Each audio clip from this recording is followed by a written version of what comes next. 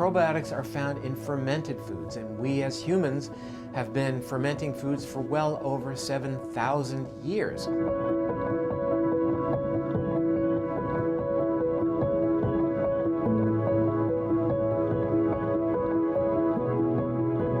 What is really good news is that we can absolutely change the array of bacteria that live within the gut. When we consume probiotics, we actually have a significant impact on the diversity and really the health of the bacteria that live within the gut.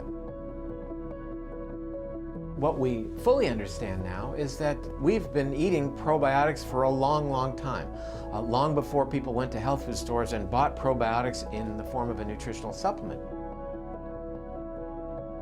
Probiotics are found in fermented foods, and we as humans have been fermenting foods for well over 7,000 years. So these days, when you're eating things like cultured yogurt, kimchi, drinking kombucha, for example, kefir, these are wonderful foods because they are fermented, and in the process of fermentation, it amps the number of healthful bacteria, the probiotic content of these foods, which is why I recommend having at least 2 or 3 servings of a probiotic food on a daily basis.